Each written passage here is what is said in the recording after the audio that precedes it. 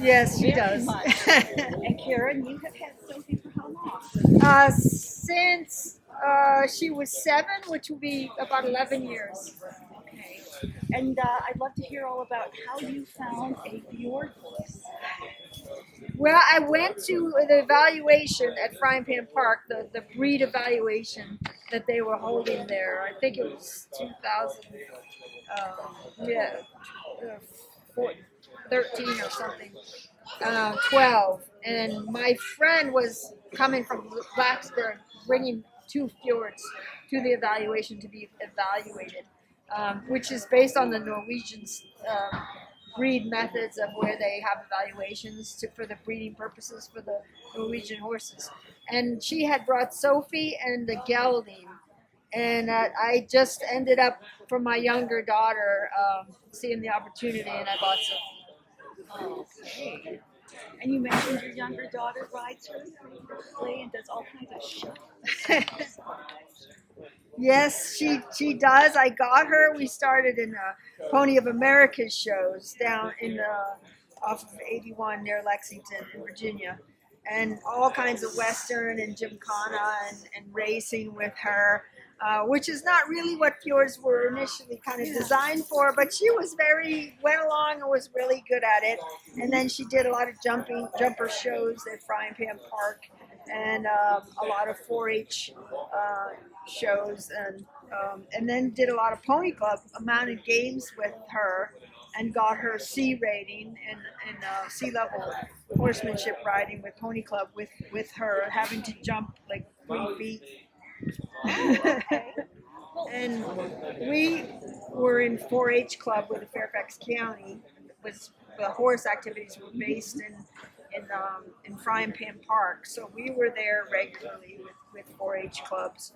And now her farm is a 23-acre horse farm that's had horses on it continually for probably at least a century, and it was just sold, and the owners are trying to make a community equestrian center there, and they're planning on building a barn and trying to offer boarding and lessons.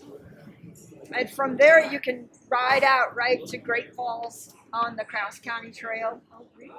Yeah, we've ridden the whole Cross County Trail. Sophie has all the way. It's 42 miles from not in the one day, but in 3 different trips. It goes from Occoquan to Great Falls. It is beautiful. It's mostly along the stream valleys in Fairfax County, so it's really nice. It's fun.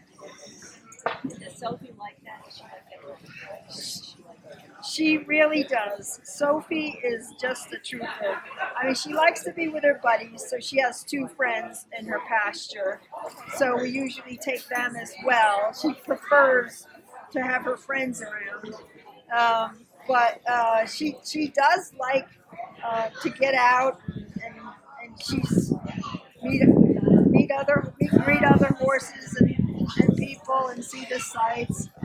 She's really good with just about anything, like traffic or anything.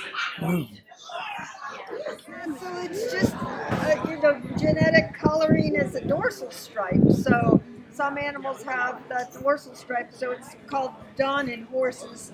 And the dun coloring just gives that dark melanin stripe along the spine. So it goes right from here all the way down past the tail. And it just grows very dark in the middle and then lighter on the sides. So it's kind of so tough and warm and it's strong. So it actually doesn't really look very good if you don't cut it. Yeah.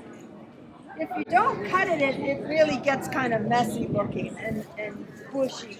So So you kind of want to cut it regularly, and then you can do all kinds of things. Like some people, we've done it before, but you can do hearts in it, and you can do it straight up. But yeah, but my daughter just tried to do for this the more traditional Norwegian style is like the castle cut here is the more, it's probably the most traditional Norwegian way of cutting it. She's just precious. She's so mellow. And you said that you got her in Shenandoah, the Shenandoah area. Yes, yeah. She was born near Blacksburg, actually, but the farm that the Bay Shore farm that she was bred on was in Woodstock. Okay. All around 81, yeah. What do you think so? You want another treat, don't you? She's like, lady, quit talking to me. Where's my treat? No, she likes people and she likes attention. And she likes food.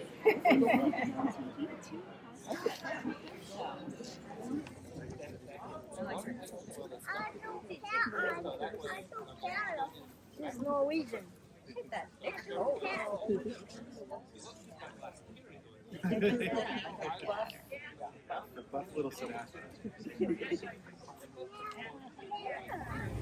Yeah, she's been mostly eating hay Yeah. today. Yeah, she's. I think she's not as hungry as usual because she's interested in all the attention. And treats. Yes, and treats. She's like, yeah, there's lots going on for me to see, pay attention to. Now, when she whinnied, was she excited or angry or what was that? No, that was just checking if any of her friends were nearby. Oh, I see. She's just saying, hey, I'm over here if anybody's looking for me. Yeah. Oh, That's, cool. they're herd animals, so they're very social with other horses.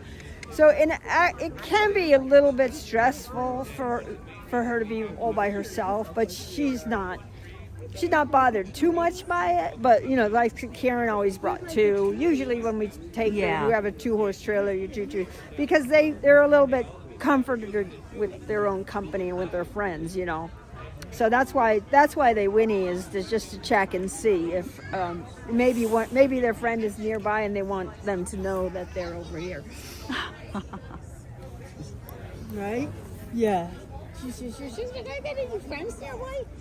Besides all these people? She's so stocky. Yeah, she's a draft.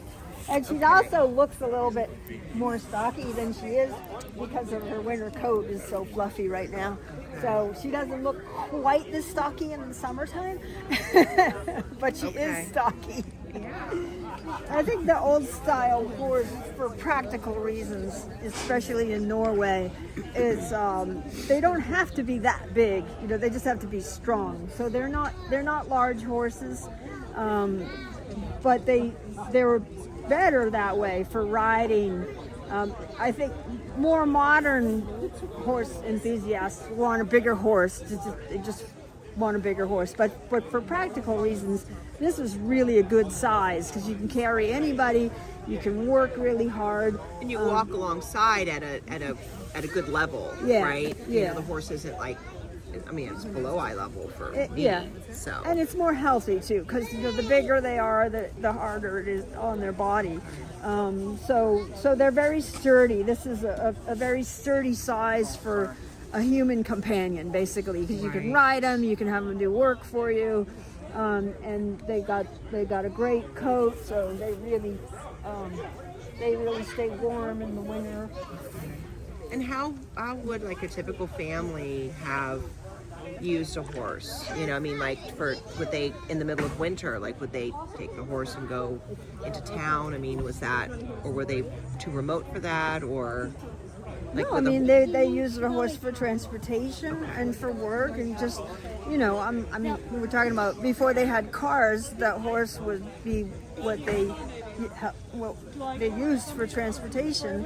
So if they had anything, for work, to move resources from one place to another, lumber or whatever, these horses would pull. So they could walk them and have them do the work, or they could ride them.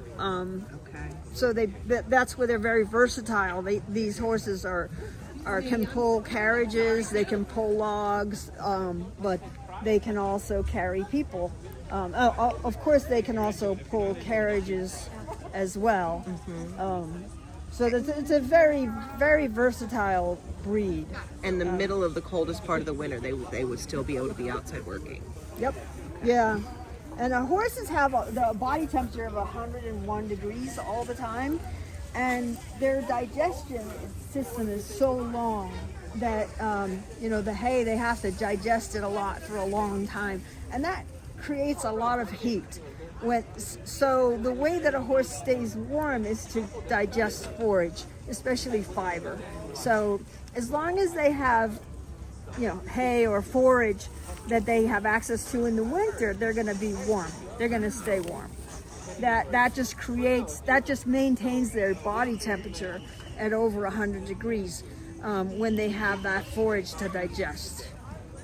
They're not, they're kind of the opposite of an Arabian as far as the kind of endurance that Arabians are designed to have, and they're more for low gear. Right.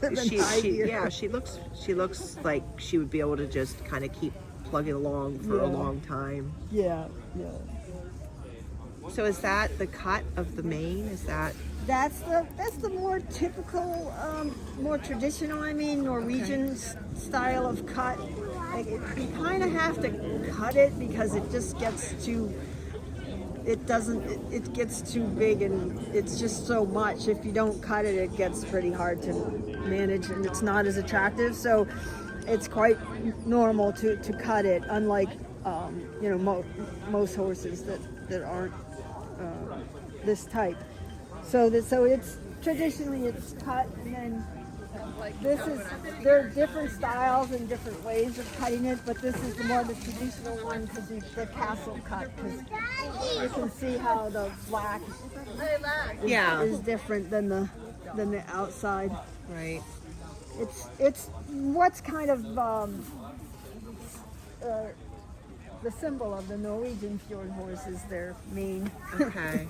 Yeah. This is the first fjord horse I've met. So. Oh really? Yeah. Oh well. Oh, yeah. She's a good girl. Thank you so much.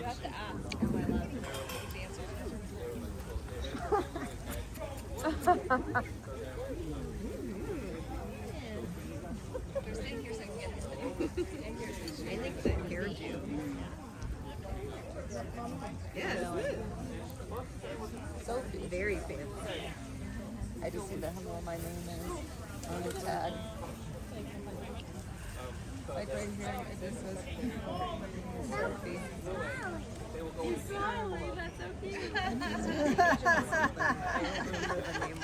I definitely learned it. I don't know, and now I can't think of what it is. Yes.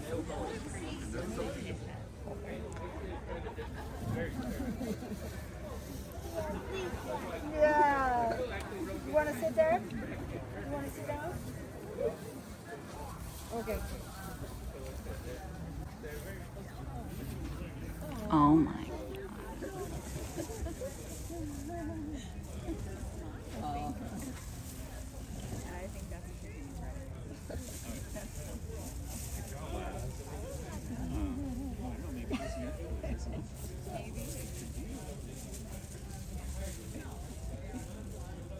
Is that enough? You ready to get out? You're not. That's his Gus's blood right there.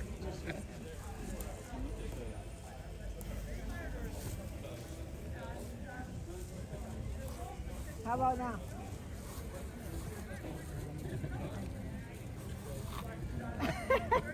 I think it's time to get down and we'll see some other things. Yeah. Yeah? Say thank you for letting me be up here. Thank you. You're welcome. You're very welcome. And we have a tail. Yes. A girl got an eye What do you say, Lazarus? Thank you. fireplace, nice and warm. And then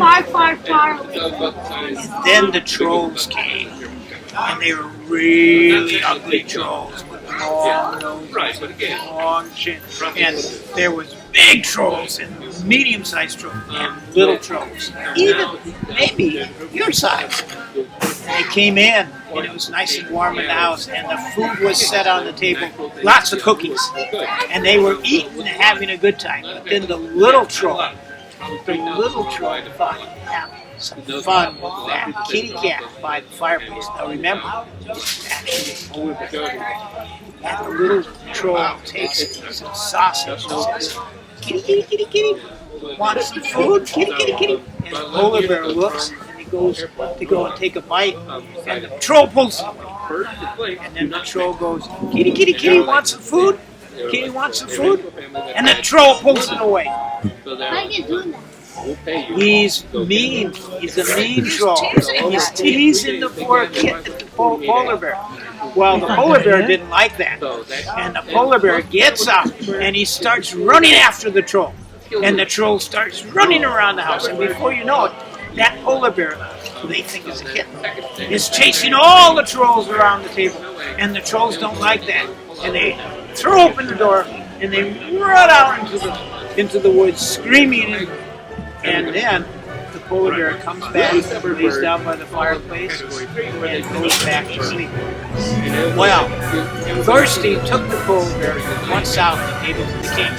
But next year, Halvor was out chopping wood, getting ready for the trolls again. And he hears a voice. The voice says, Halvor! Halvor! And Halvor goes, who's that? And the voice says, it's us, the trolls. He says, Halvor, you still have that kitty cat? And Halvor says, yes, I do. And the kitty cat had kittens, and now we have 9 little kittens too. And the trolls say, no, no. And they scream and run. We say, Halvor, we're never going to come back to your place ever again. And that's the last he ever saw her. And that's the story of the polar bear who spent the Christmas Eve at Halvor's farm. What do you think of that story? You want to hear another story? Again, it's, hello, Andy, and the groom makes a place for her. But now the queen starts whispering, and she says, and they say loud enough that everyone hears it. They don't whisper very softly. They say, well, how can it be that the bride is so beautiful and her aunts are so ugly? And the first aunt then speaks up, and she says, well, you know, when I was young, like your bride, I was beautiful. But I did so much spinning, and the more I leaned over my spinning, the longer my nose grew, until it looks the way you see it today. And then the second one spoke up, and she said, you know, I was beautiful too and slender like your bride, but I sat so long in the weaving bench that my backside got wider and wider, and now I'm as you see me today. And then the third one says, well, when I was young, I had beautiful blue eyes like your bride, but I sewed so much in such poor light that my eyes got larger and redder, and they're as you see them today. And then the prince says, well, thank you for warning me of this. And my bride is never going to spin or weave or sew. Why was that? They got her out of trouble. Now she's not good. Everybody wins.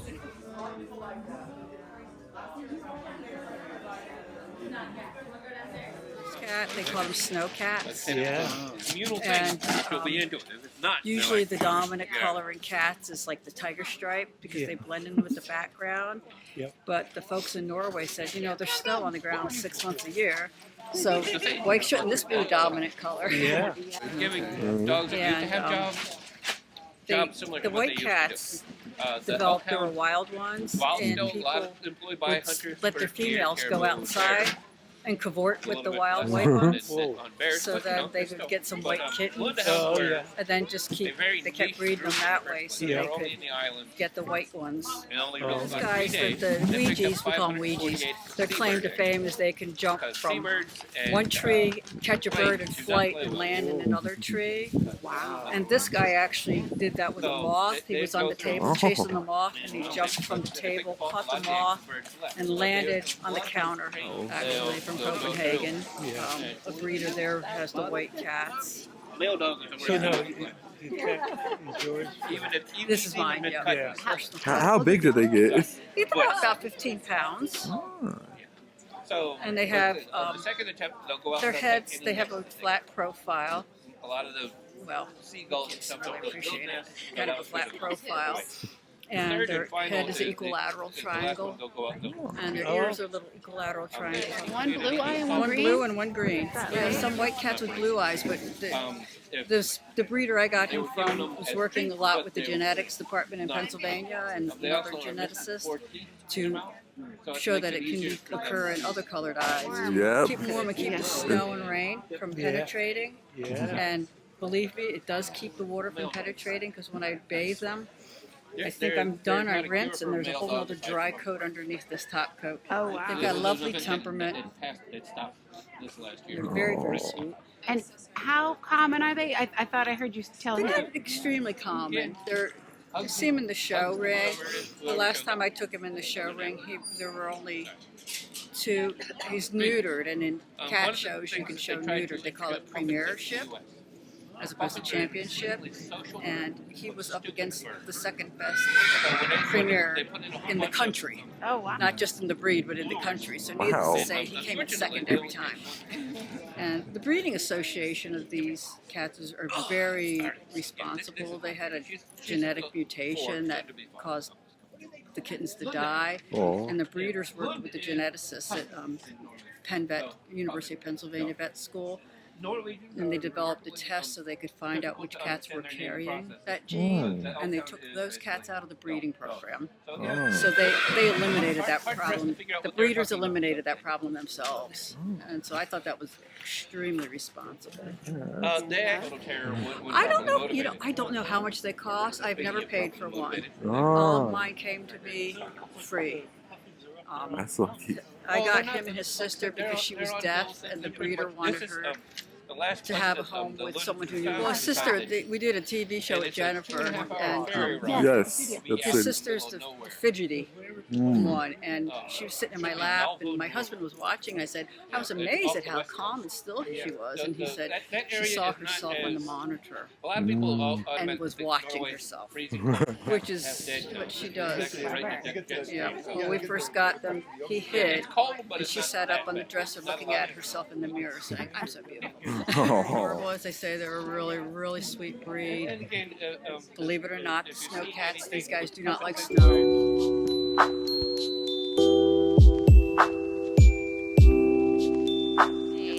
This is Puffin Anya Puffin. He Call her Anya. Yeah. She is a Norwegian Lundehund. She and her sister are here. They'll be 3 years old in January. And they are Norwegian Lundehunds, which are one of the rarest dogs on Earth. And you can come in Throughout tens of thousands of years, developing and evolving in an island off the northern coast of Norway. They have all these unique anatomical features that no other dog in the world has. For example, they have 6 toes on every foot, and these are actual toes. They're not dew claws. And these 4 are just like a regular dog's paw, but these serve as thumbs, so they can grip and climb cliffs. They're able to hunt puffins by climbing the sea cliffs and finding their lairs that are buried in the crevices of the mountain. And they have very flexible spines and shoulders, so they're a dog that can stretch their arm straight out 90 degrees from their body to help break So if they do fall, they won't be able to stop themselves. They also have a super flexible spine, so if she lifted her head up, she could touch her back so that they could back out of tight spaces.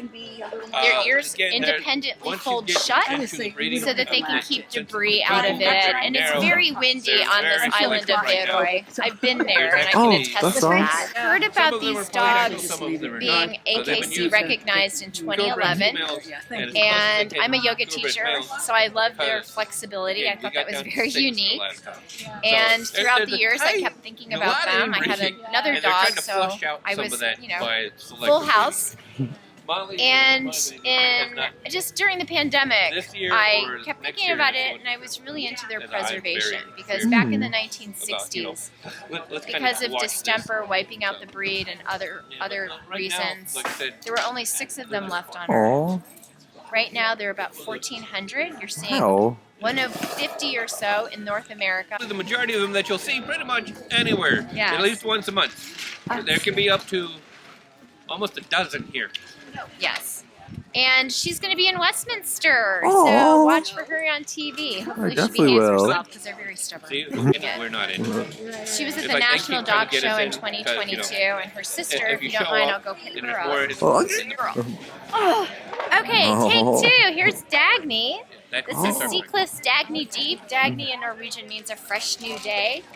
She is Anya's sister, her litter mate, and she has buns in the oven. She'll have between 3 and 4 puppies. We'll find out for sure soon. And it's very, very important to be able to keep the breed going, because if we didn't breed them, they would basically go extinct. There's parts of Scandinavia that these dogs are considered endangered. So every baby Lundehund is another opportunity to celebrate this breed and keep them going. They're a very primitive breed. They also have 4 fewer teeth, so they're able to cradle an egg without breaking it. And also, she has a very strong prey instinct. She looks very mellow now, but if she smells a mouse or she sees a bird, game on. So she once caught a baby bird. Its head was sticking out of her lips, and its wings were sticking out of these openings in her jaw because she doesn't have teeth there. And I told her to drop it, and she spit it out, and it was perfectly fine. So there's a good end to that story. I know, I'm telling all your secrets. But yeah, they're very sweet dogs. They're sweet little mischief makers. They need a lot of exercise. And I bet. Like I said, they're really good. They're just fantastic.